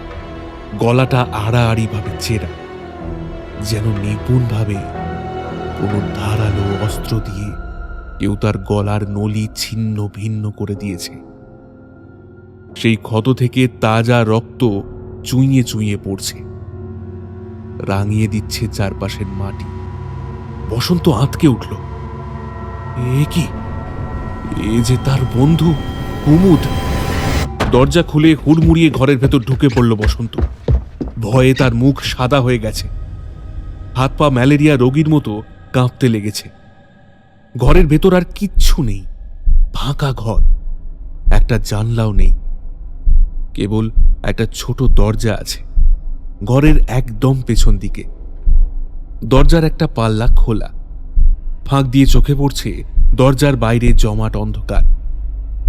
সেই অন্ধকারে জোনাকির মতো জলজল করছে কয়েক জোড়া হিংস্র রক্তলোলুপ চোখ। কোনো রকমে আতঙ্কের পিণ্ডটা কোঁত করে ঢোক গিলে নিজেকে সামলে নিল বসন্ত। তারপর টলমল পায়ে এগিয়ে এসে গোলকের স্বচ্ছ কলসের ওপর চোখ রাখল। তার ভ্রুজোড়া অসম্ভব কুঁচকে গেল। বসন্ত দেখল একটা আবছা ছবি ফুটে উঠছে গোলকের গায়ে। অদ্ভুত একটা ছবি, তার নিজের চলমান ছবি। একটা গাছের গোড়ায় সে কোদাল দিয়ে মাটি খুঁড়ে একটা গর্ত তৈরি করছে। তারপর কুমুদের উলঙ্গ মৃতদেহটা টানতে টানতে এনে সেই গর্তে ছুঁড়ে উপর থেকে মাটি ফেলে বুঝিয়ে দিচ্ছে। বসন্তর মুখ ফসকে অজান্তেই একটা আর্ত চিৎকার বেরিয়ে পড়ল। সে ভয়ে কয়েক পা পিছিয়ে যেতেই ভুল করে কুমুদের রক্ত দিয়ে আঁকা সেই চক্রটা তার পায়ের আঘাতে ধেবড়ে গিয়ে নষ্ট হয়ে গেল।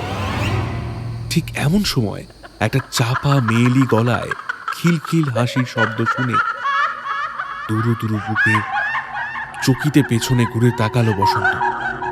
এক আবছা নারী মূর্তি অন্ধকারে মিশে দাঁড়িয়ে আছে ঠিক আধখোলা দরজাটার সামনে। মোমবাতির অস্পষ্ট আলোয় তার মুখটা দেখে ভীষণভাবে চমকে উঠল বসন্ত। তার বুক প্রচণ্ড উত্তেজনায় ঢিপ ঢিপ করতে লাগল।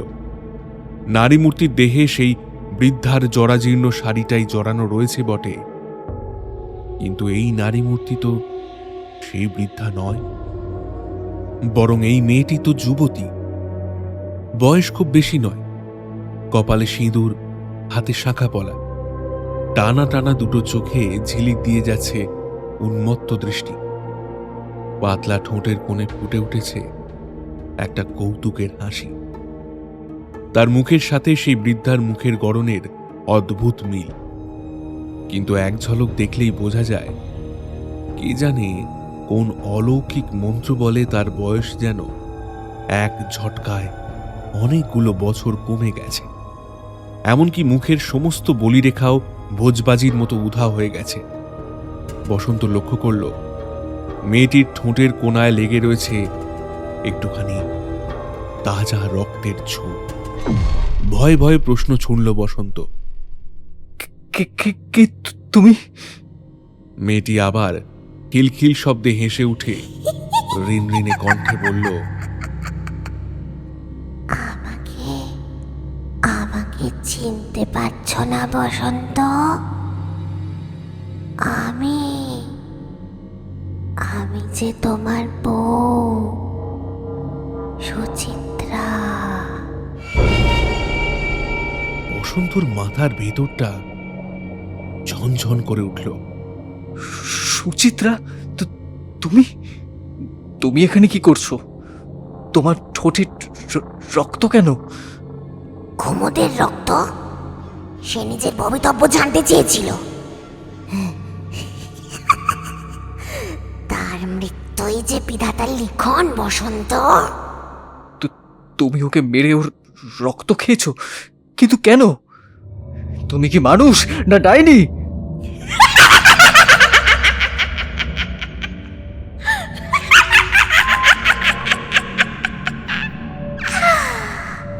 আমি তো আর নিজের দোষে ডাইনি হইনি বসন্ত। তুমি সব ভুলে গেলে। অবশ্য তোমার আর কি দোষ বলো? কত বছর ধরে তুমি এই কাল চক্রের মোহে আটকে পড়েছ। তুমি তো ক্লান্ত, তোমার মনে না থাকাটাই তো স্বাভাবিক। এটা যে তোমারই বাড়ি বসন্ত। আমরা তো একে অপরকে ভালোবেসে বাড়ির মধ্যে পালিয়ে গিয়ে বিয়ে করেছিলাম। গভীর জঙ্গলের মাঝে এই কুড়ে ঘরে লুকিয়ে সংসার পেতেছিলাম।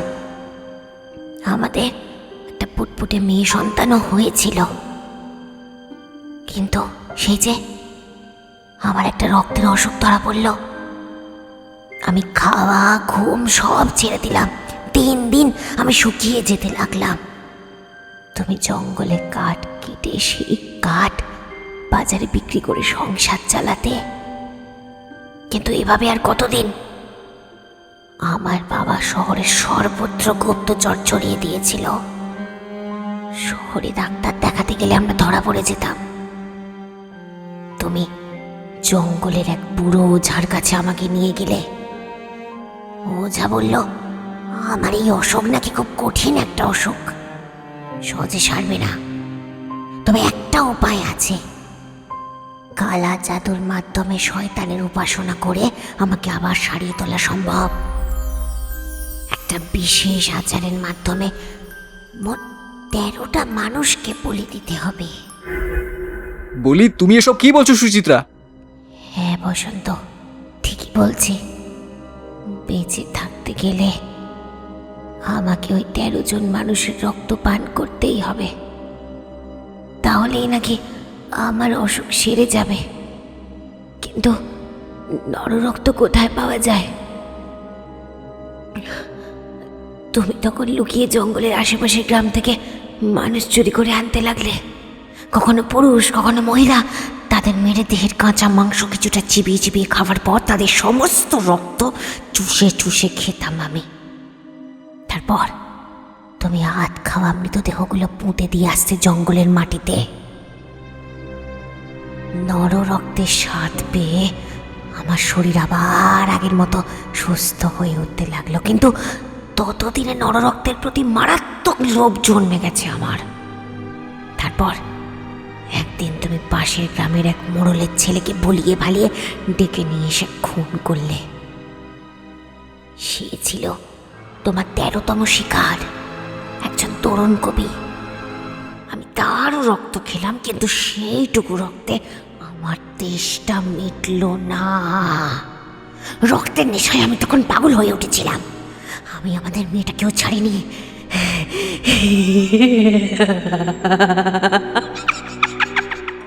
রক্তের নেশায় আসক্ত হয়ে ওর গলায় দাঁত বসিয়ে চোর চোর শব্দে রক্ত টেনে টেনে খেতে লাগলাম আমি। আর তুমি, হ্যাঁ, তুমি সেই দৃশ্য সহ্য করতে পারলে না। আক্রমণ করে গলা টিপে আমাকে তুমি মেরে ফেললে। বসন্ত বিস্ফারিত চোখে চেয়ে রইল।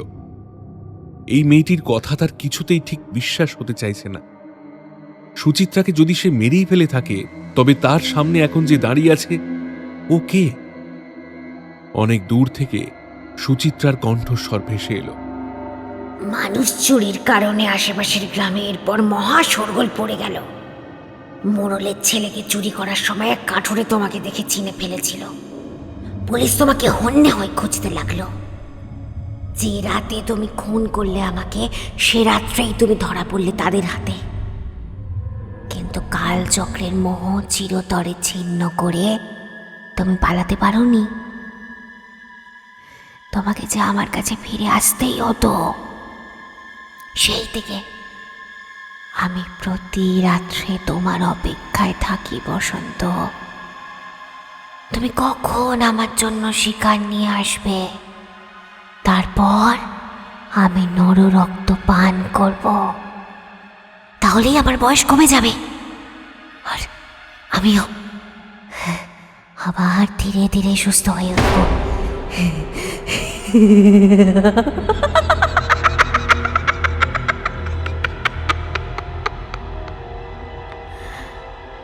বসন্তর মাথার ভেতরটা প্রচণ্ড যন্ত্রণায় ছিঁড়ে যাচ্ছে। সে চিৎকার করে জিজ্ঞেস করলো, এই কালচক্রের হাত থেকে কি আমার মুক্তি নেই সুচিত্রা? আছে বসন্ত, একটা উপায় আছে। এত বছর ধরে কালচক্রের বীজকে আমি রক্ষা করে এসেছি।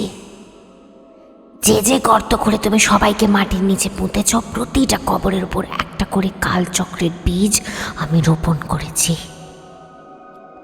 কেবল শেষ একটা কবর তোমাকে খুঁড়তে হবে, নতুন বিছানা খুঁড়ে সেই শেষ কালচক্রের বীজটা সেখানে পুঁতে দিতে হবে। ব্যাস, তাহলেই তোমার মুক্তি।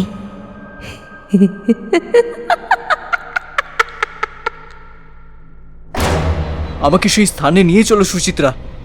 পাশের ঘরের এক কোণায় একটা কোদাল দেখতে পাবে, সেটা নিয়ে আমার পিছু পিছু এসো। কুমুদের দেহটাকে আগে কবরস্থ করতে হবে, আর তারপর একটা শেষ কবর, তাহলেই তোমার মুক্তি। কথাটা বলে সুচিত্রার ছায়া প্রেত জঙ্গলের অন্ধকারে মিলিয়ে গেল। রাতের অন্ধকার ধীরে ধীরে কেটে গিয়ে ভোরের লালচে আলোয় তখন চারদিক আবছা রাঙা হয়ে উঠেছে। জঙ্গল ভেঙে আরো গভীরের দিকে এগিয়ে চলেছে বসন্ত। তার এক হাতে কোদাল, কুমুদের নগ্ন লাশটাকে কোমরের সাথে শক্ত দড়ি দিয়ে বেঁধে জঙ্গলের মাটির উপর দিয়ে হিঁচড়ে হিঁচড়ে টেনে নিয়ে চলেছে সে। তার দৃষ্টি সামনের দিকে নিবদ্ধ, যেন দম দেওয়া এক পুতুল। সেই অলৌকিক হাতছানির পিছু করতে গিয়ে সে যেন নিজের শরীরে চেতনার সমস্ত নিয়ন্ত্রণ হারিয়ে ফেলতে বসেছে। বসন্তর সম্মুখে জঙ্গলের ভেতর দিয়ে তাকে পথ দেখিয়ে নিয়ে চলেছে সুচিত্রার ছায়াপ্রেত। তার পায়ে বাঁধা নুপুরে ছমছম করে একটা মিষ্টি শব্দ হচ্ছে।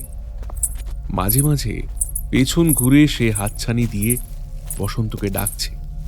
সেই অপার্থিব হাতছানিকে উপেক্ষা করার শক্তি বসন্তর নেই। সে মোহাচ্ছন্নের মতো চুপচাপ এগিয়ে চলেছে সেই ছায়ামূর্তির পিছু পিছু। কিছুক্ষণ পর বসন্ত এসে পৌঁছল একটা গাছপালায় ঘেরা গোলাকার সমতল জঙ্গলে জমির সামনে। জায়গাটা চিনতে পারল সে। ঠিক এই জায়গাটাই তো বসন্ত স্বপ্নে দেখেছে। ওই তো সেই অদ্ভুত দেখতে গাছগুলো, চামড়ার বাকল, হাড়ের শাখা প্রশাখা, আঙুলের মতো শিকড়, চুলের মতো রাশি রাশি পাতা, হুবহু স্বপ্নে দেখা সেই দৃশ্যপটের মতো। প্রতিটা গাছের দেহ থেকে ভেসে আসছে মৃদু হৃদস্পন্দনের আওয়াজ। এই অদ্ভুত গাছগুলোর নিচে গর্ত করে নিশ্চয়ই সে খুন করা মৃতদেহগুলো পুঁতে রেখেছিল।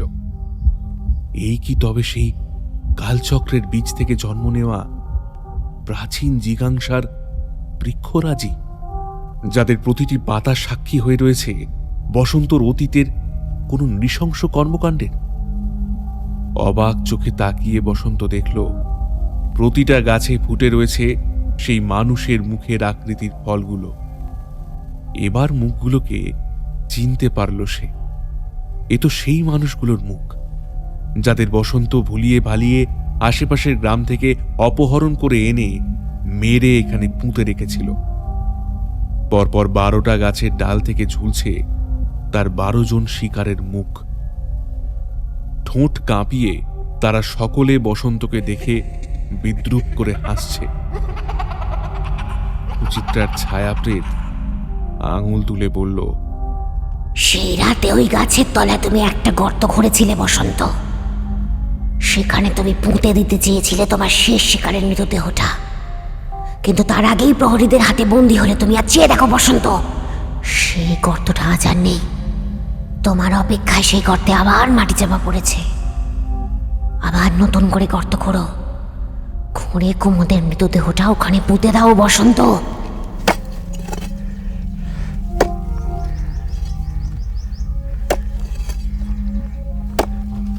বসন্ত সেই ছায়ামূর্তির কথা মতোই কাজ করল। মাটি খুঁড়ে সে পুঁতে দিল কুমুদের মৃতদেহটা।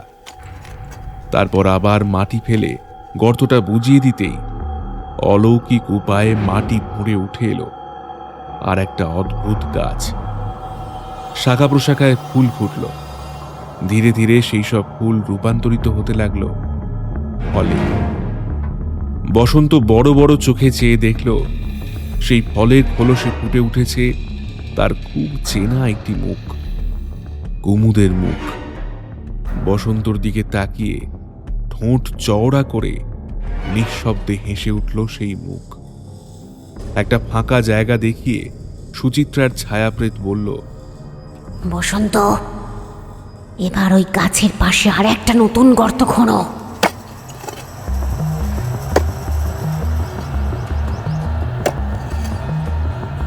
কথা মতোই কোদাল চালালো বসন্ত। মাটি খোঁড়া শেষ হতেই সে এবার হাঁপাতে হাঁপাতে জিজ্ঞেস করল, এবার আমাকে কি করতে হবে বলো সুচিত্রা। চারপাশ কাঁপিয়ে অট্টহাসি করে উঠল ছায়াপ্রেতিনী।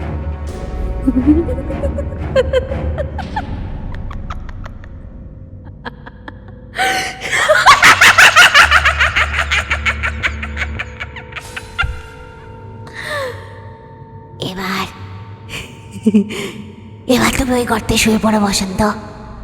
আমি তোমার শরীরের ওপর কালচক্রের শেষ বীজটা রোপণ করে দেব। তাহলে এই চক্র ছিন্ন করে তুমি চিরতরে মুক্তি পাবে। বসন্তের সমস্ত বাহ্য জ্ঞান ততক্ষণে লোপ পেতে বসেছে। তার চেতনা আর তার বশে নেই। সে আর দ্বিরুক্তি করল না। ছায়াপ্রেতিনীর কথা মতো সে লাফিয়ে পড়ল সদ্য খোঁড়া গর্তের ভেতর।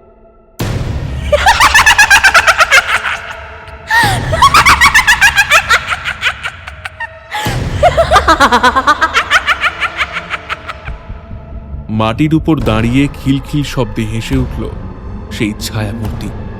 আর তখনই বসন্তর মনে হলো চারপাশের মাটিতে হঠাৎ ভীষণ কম্পন শুরু হয়েছে। কতগুলো লিকলিকে সাপের মতো আঙুল শিকড়ের ছদ্মবেশে মাটি ফুঁড়ে উঠে এসে তার সর্বাঙ্গে পেঁচিয়ে তাকে মাটির আরো গভীরে টেনে নিয়ে যেতে চাইছে। নাগপাশের এই মৃত্যুবন্ধনে বসন্তর শ্বাস আটকে এলো। শরীরটা অবশ হয়ে এলো।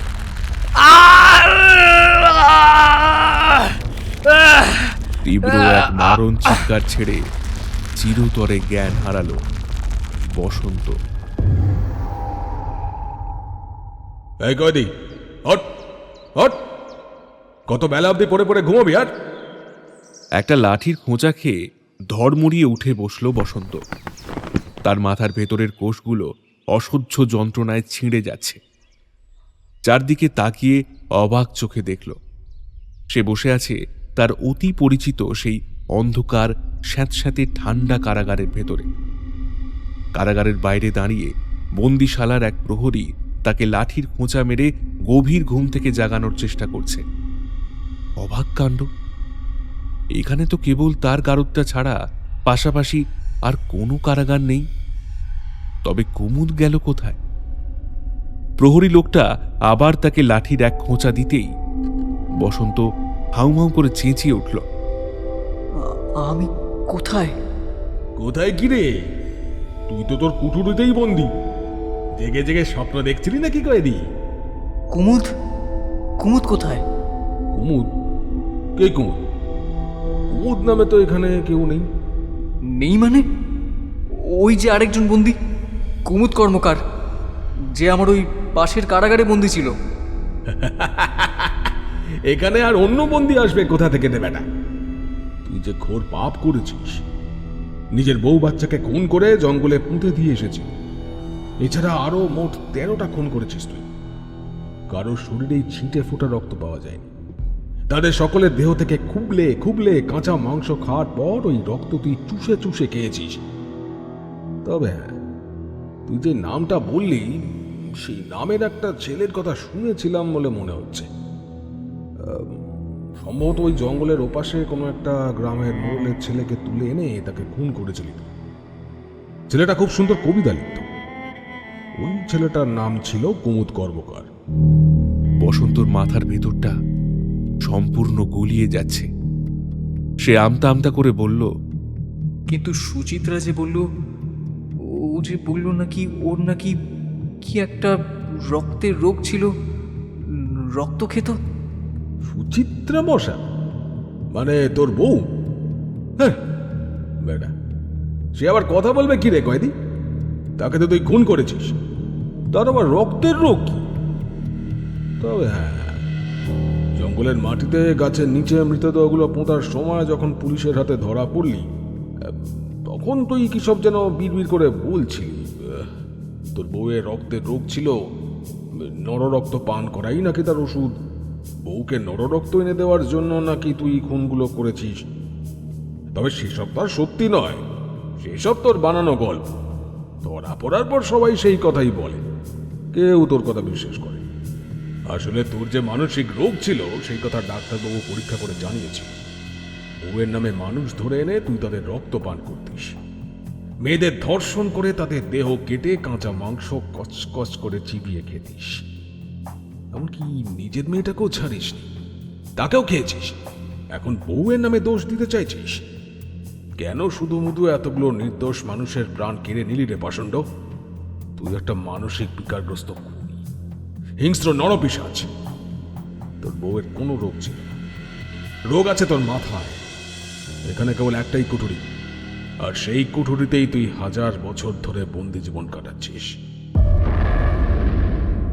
বসন্তর মাথায় যেন বজ্রাঘাত হলো। প্রহরীর কথা তার সন্দিগ্ধ মন কিছুতেই বিশ্বাস করতে চাইছে না। কে যে সত্যি বলছে আর কেই বা মিথ্যে বলছে, সবকিছুর হিসাব তার মাথার ভেতর ঘেঁটে ওলট পালট হয়ে যাচ্ছে। শুকনো গলায় সে জিজ্ঞেস করল, আমি এখানে 1000 বছর ধরে বন্দি আছি? মানে 1000 বছর কেউ বেঁচে থাকতে পারে নাকি? প্রহরী অট্টহাসি করে বলল, 1000 বছর কে বেঁচে থাকে রে মূর্খ? তুই তো আর বেঁচে নেই, তুই তো কবেই মরে ভূত হয়ে গেছিস। প্রচণ্ড চমকে উঠল বসন্ত। মরে গেছি মানে? শুধু তুই কেন, এই বন্দিশালায় যাদের যাদের দেখতে পাবি তারা কেউই আর বেঁচে নেই রে কয়েদি। আমি, তুই, সবাই মৃত। তোর কি কিছুই মনে নেই?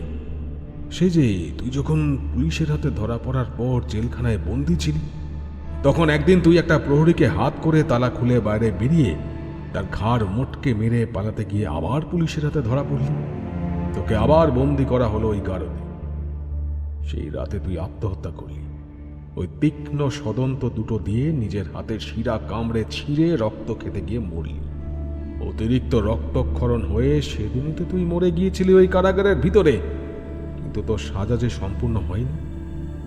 তাই আমাদের পরম পূজনীয় শ্রী সর্বভূতক্ষয় দেবের আদেশে তোকে নিয়ে এসে বন্দি করা হয়েছে এই বন্দিশালায়।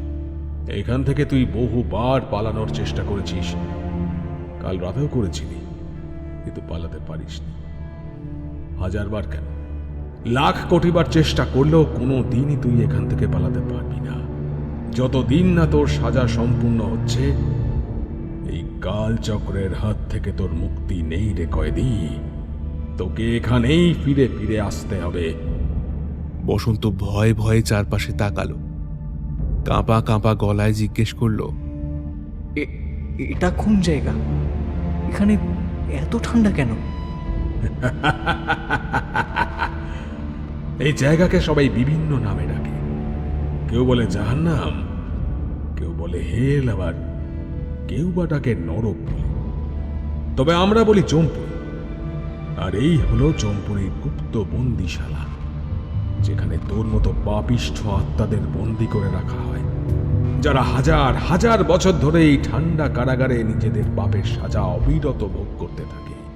এখান থেকে কেউ কোনো দিন পালাতে পারে না। যাই হোক, তৈরি হয়ে নে রে কয়েদি, কিছুক্ষণ পরেই যে তোর ডাক পড়বে। ডাক? কিসের ডাক? কিসের আবার? শাস্তির ডাক। তুই যাদের যাদের হত্যা করেছিস তারা যে সকলেই তোকে একবার করে নিজের হাতে চরম শাস্তি দেওয়ার জন্য অপেক্ষা করে আছে। কর্মফলের হাত থেকে তোর যে নিস্তার নেই কয়েদি, শাস্তির জন্য এবার তৈরি হয়ে নে। কথা শেষ করে বন্দিশালার অন্ধকারে ধীরে ধীরে মিলিয়ে গেল সেই রহস্যময় প্রহরী। আঙুল দিয়ে মুখের ভেতর নিজের ধারালো সদন্ত দুটো পরখ করে নিল বসন্ত। ভয়ার্ত চোখে সে দেখল দেওয়ালে আবার কাদের যেন অস্পষ্ট ছায়া পড়েছে। সেই সব ছায়া জীবন্ত, কারা যেন তার কানের কাছে ফিসফিস করে কি সব বলতে লেগেছে।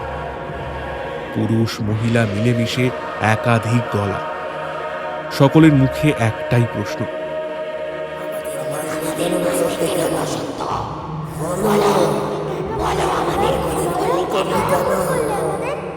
সেই হতভাগ্য কবি কুমুদ কর্মকার, তার অসুস্থ স্ত্রী সুচিত্রা আর ছোট্ট মেয়েটার অসহায় কণ্ঠের নিরবিচ্ছিন্ন প্রশ্নবার বসন্তর মাথার ভেতরটা ক্রমশ ছিন্ন ভিন্ন করে দিতে লাগল। কি ভয়ানক অসহ্য এই অনুশোচনার যন্ত্রণা! সেই অলৌকিক গুঞ্জন ধীরে ধীরে এত তীব্রভাবে বসন্তর মাথায় আঘাত করতে লাগলো যে সে আর সহ্য করতে পারল না। প্রহরী যা বলে গেল সেসব কি সত্যি? তবে কি এই কালচক্রের সাপ থেকে তার মুক্তি নেই? প্রচন্ড ঠান্ডায় কাঁপতে কাঁপতে সেই অন্ধকার গারদের এক কোণায় সিঁটিয়ে গিয়ে কানে হাত চেপে ডুকরে কেঁদে উঠল কুখ্যাত সিরিয়াল কিলার অর্ধন্মাদ বসন্ত বসাক।